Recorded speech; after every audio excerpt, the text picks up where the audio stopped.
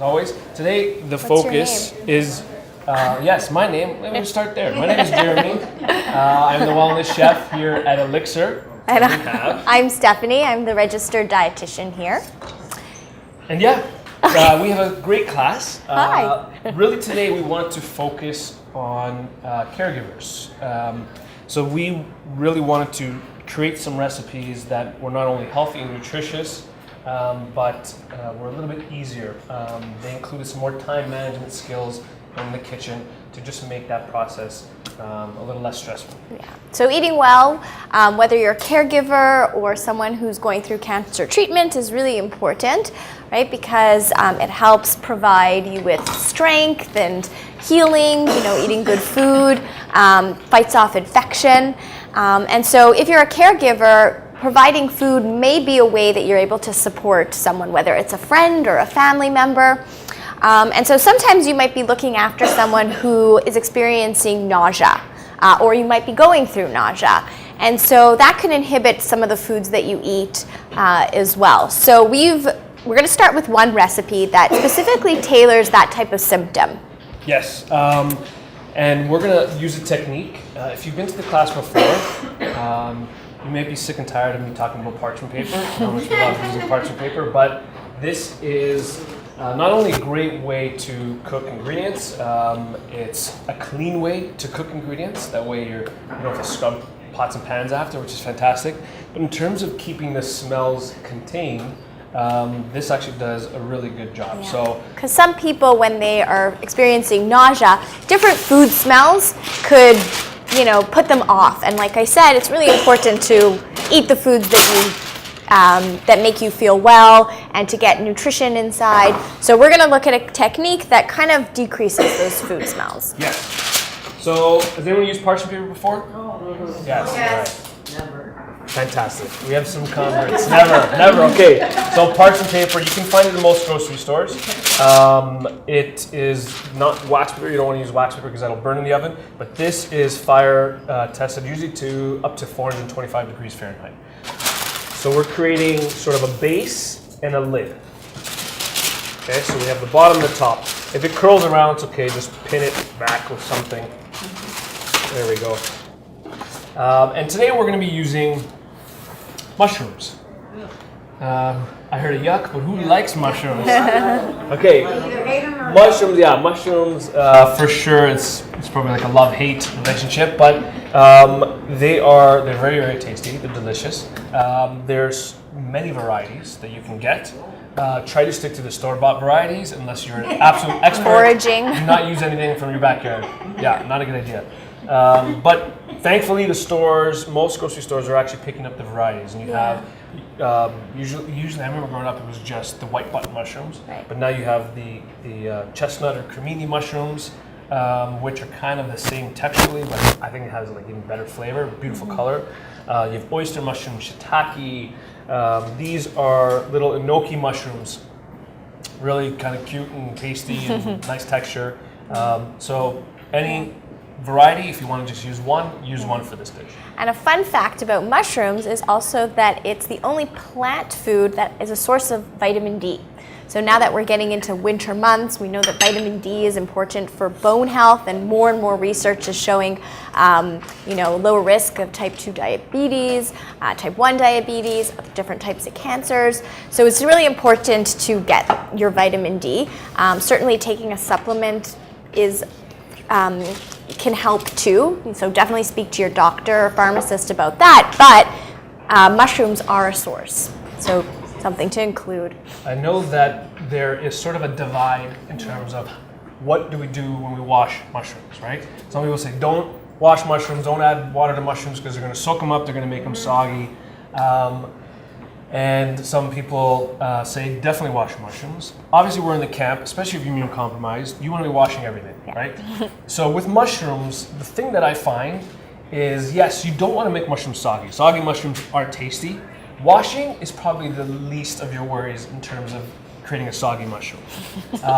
Remember that mushrooms are mostly water anyways. If you rinse them in a bowl of water and it shakes off the dirt, that's usually the way I do it, and then dry it really well, it's not gonna really soak up a lot of water. because it's mostly already water anyways. The key is when you're cooking mushrooms, that you, especially if you're doing it in an open pan, you don't want to put too many. That's when we get soggy mushrooms, because when we put layers of mushrooms, the ones underneath are getting the heat, the water is escaping, but it has nowhere to go, and it's trapped, and it comes back down, and then you get soggy mushrooms. So we want the water, which is mostly water in mushrooms, to escape. That's why when you start off with like 3 cups of mushrooms, you end up with like a tablespoon, right? Because all that water is escaping. So definitely wash your mushrooms. If you don't want soggy mushrooms, just cook them properly. Don't stack them. Does that make sense? Yeah. Okay, so we're in the washing camp. Yeah. Yeah. Mushrooms, okay, so we're putting them in the bottom of our pan. We just roughly chop them. With some of them here, like these oyster mushrooms, you can just tear them into different sizes. That's the beautiful thing about this. It doesn't have to be perfect, just sort of tear them in here. And so we're going to spread them out as much as possible because we don't want them to get soggy, suffocate each other. And then we're going to add some tofu. We're adding some firm tofu here. This is going to give us some really nice texture inside. We're obviously looking for the protein too. Yes. But the nice thing about tofu, which has pretty much a neutral flavor, it's going to act like a sponge inside this parchment paper package. So all the flavors coming out of the mushrooms are going to go into the tofu. And any seasoning that we would add here is also going to help to season the tofu. Yeah. So it's a great little surprise Yeah. addition. And you know, for whether you're caregiving for someone or cooking for yourself, the general recommendation is to have more of a plant-based diet. So this is a great way to incorporate a protein that's coming from a plant-based source. Yeah, so you can always just check any store and look at the one that you would like, but a firm tofu for this recipe is the best one, just because you want it to stay solid and firm when you cook it. So I mean, if you didn't want tofu, you can definitely use fish in here. You can definitely use chicken in here. If you just want it as sort of a side vegetable dish, just put vegetables in here, right? It's really the technique of cooking in parchment that we're focusing on. Yeah. To reduce any sort of aromas. Yes. So, another tip is obviously maybe asking somebody to cook for you, or leaving the house when cooking is going on, or opening a window so that the smells get out of the room.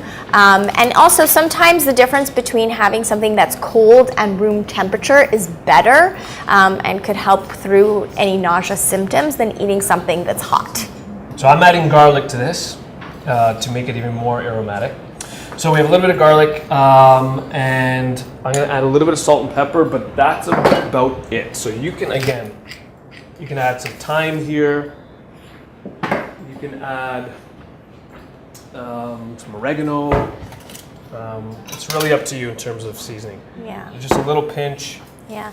of salt. And of course, if someone is really in the beginning phases of feeling very nauseous, then talking to the healthcare professionals team on perhaps having medication could be an option, or starting slowly, really having things that are dry, like crackers, rice, toasted bread, and then slowly incorporating more liquid type foods like soup, and then introducing maybe a dish like this. So again, you'd have to gauge on what level the person that you're caring for.